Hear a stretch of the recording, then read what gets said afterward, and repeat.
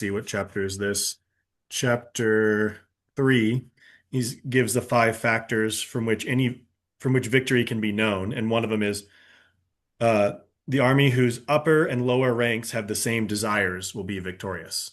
So you have to have that continuous desire, continuous motivation from bottom to top. They all have to know what they're fighting for and be aligned.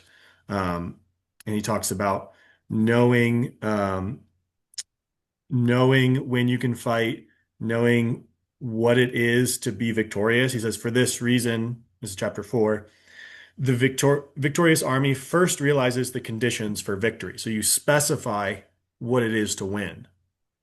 Because only when you specify what victory means, then you can say, okay, is that possible to achieve or is it not possible to achieve? Because he clarifies elsewhere,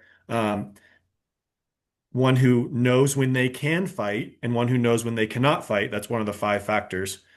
One who knows when he can fight and when he cannot fight will be victorious. You have to know what it takes to be victorious and whether you have the ability to get that victory or not.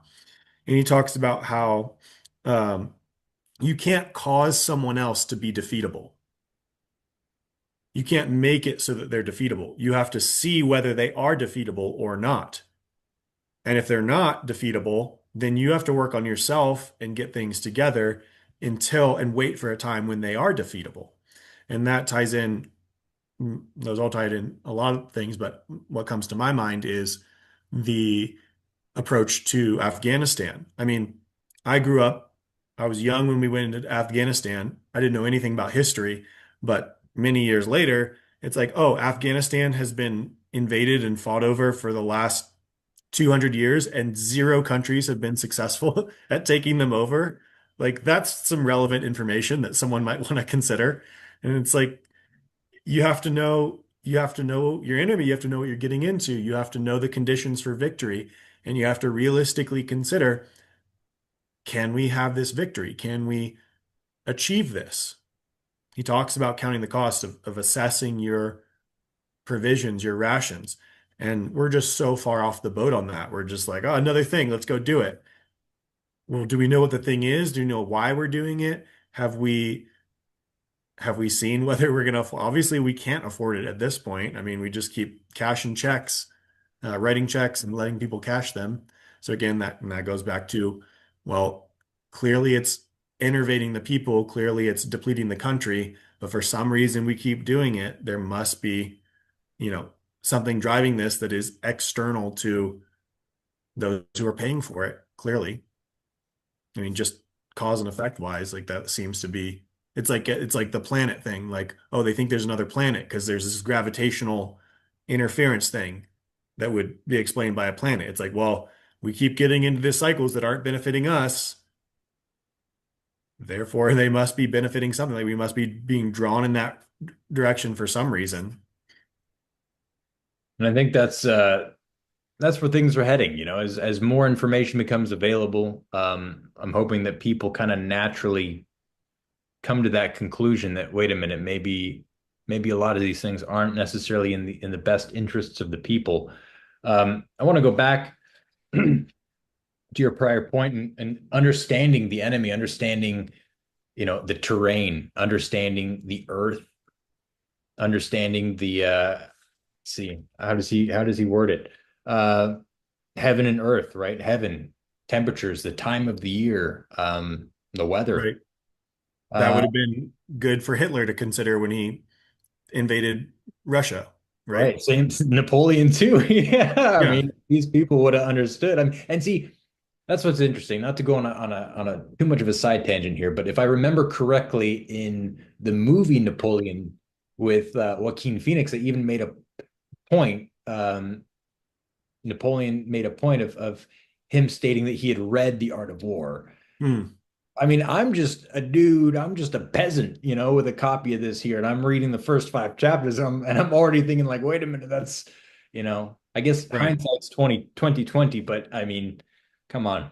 Then that ties in directly with uh, proper allocation of resources, which is so important, especially if you're doing long incursions like this, far from your homeland, and you don't have, quick access to resupply and restock, and you're having to resupply and keep information, this moving entity that is comprised of all of these individuals, and to keep them all in the same length, the same focus, that okay, this is the action, this is what we have to do, and maintaining that cohesion um is incredibly difficult. And that's where that moral law comes in, and making Right. sure that everybody is a part of the group. um yeah. Yeah. So, and I think that is the key. I mean, as cliche as it sounds, it's like, are you pursuing a virtuous state? Are you leading a virtuous state? Are you making sure that your state is properly ordered? Or are you just going on a campaign for your own glory? Because then you keep pushing yourself and stop considering these things, where it's like, actually, wow, I mean, we have this pacifist sort of um, love here in the, you know, protected West, but maybe war is inevitable. Maybe we have to go to war. But they're also like, it doesn't necessarily mean that war is always the best thing to do, right? That's what he's saying here. It's the last resort. Um, and so you have to consider, is this a time for war? Is this what we should be doing? Or should we be attending to something else? Should we be um, fixing our infrastructure? Should we, because if we don't have functioning infrastructure, then we can't transport the goods we need to get to the places that they're needed, right? And that's part of making the operations of war happen, is making sure you have the ability not only to pay for everything, but to grow things and to get them to the places they need to go to manufacture all the stuff. Like, do we, we're trading on debt, and then on top of that, we're like, well, someone else is going to give us the oil to do it, and then we'll keep getting food from somewhere else. It's like, well, I mean, if eventually we piss enough people off, like, and we don't grow our own food and we rely on someone else for oil, I mean, that's part of the issue with Russia, right? Was they were supplying most of Europe's oil, so there's not a lot that you can do to stand against them when they're your main source of like everyday energy for all the people. So there's so many things like that where it's like there are other things to pay attention to. There are things to do for yourself to put you in a good, but like even if we're going on the full train of like, yeah, let's be warriors, let's go to battle. Okay, first prepare yourself. First take care of the things that you need to take care of so you can be victorious, so that you can be a state that is good at war. Like we don't people don't like to think about that so much, but like if you're gonna do it, why don't you do it well and like actually seek the victory and actually plan these things and whatnot, not just sort of haphazardly, oh, this next thing came up, let's go get involved. And, once upon a time, the US was supposed to only go to war when Congress approved it. That just doesn't happen. We just go, we just like, whatever. I'm not sure what Congress really does anymore.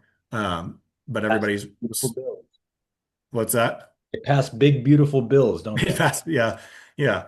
Um, and everybody just focuses on what the president's doing and gives Congress a free pass on everything. So anyhow, That's a that point of the different mechanisms, everything that needs to fall into place to get the huge war machine humming and ready to go. It's not an impulsive thing, which is what on the surface at least, that's what it appears, especially right. as a society becomes more arrogant, like Icarus getting closer to the sun. They just rest on their laurels and say, well, I already got a bunch of victories in the bag, so I know the next one is, therefore I don't have to prepare. But I believe it was Lincoln that said, if you give me what, 8 hours or 6 hours to cut down a tree, I'll take four sharpening the axe and then the other two cutting it down. It's the majority of the time and the focus needs to be on the preparation, so that and the calculation. Okay, well, if this happens, then what are we going to do? That's that wargaming aspect, as opposed to just going in there, guns blazing, and saying, "Oh, there's no way we can resupply the army, and we're halfway through enemy territory, and we can't forage because all of the locals have arms. So what are we going to do?" That's what happened to Napoleon. That's what happened with Hitler, and that's what happened with Burgoyne as he came down Quebec in the Revolutionary War. He tried to take New Albany and couldn't get resupplies, and so his attempts at foraging ended up in defeat. And eventually, his army just dissipated. They started with 14,000, and by the time Burgoyne surrendered to Gates, I think they had 6,000. And it took about a month and a half for these results to happen. And that's a prime example of you know of England. The empire, or the sun never sets on the British Empire. It's that level of superiority, of arrogance, and saying it doesn't matter where we are, we're going to rule. Right. Yeah, he talks about even those specifics of like restocking while you're on an extended campaign far away, and says like if you can get rations from the enemy, like from their village, that's worth way more than getting them from your home country, because from your home country you have to expend resources to get them to the distance. But if you can just take them from where you are, but then that would be, you'd have to know your enemy. You have to know if they're armed and if you can just go in there and take their stuff or not. That's going to be part of the assessment. So it's just interesting how many of those things are like in here. And it's like Right.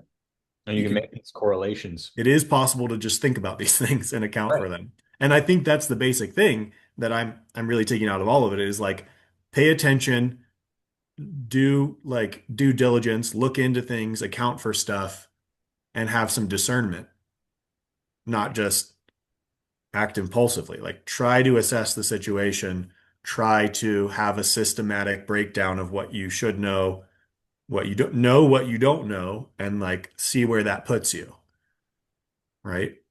Um, and obviously that applies to all areas of life, just discernment and paying attention and having an organized system, an assessment. Yeah.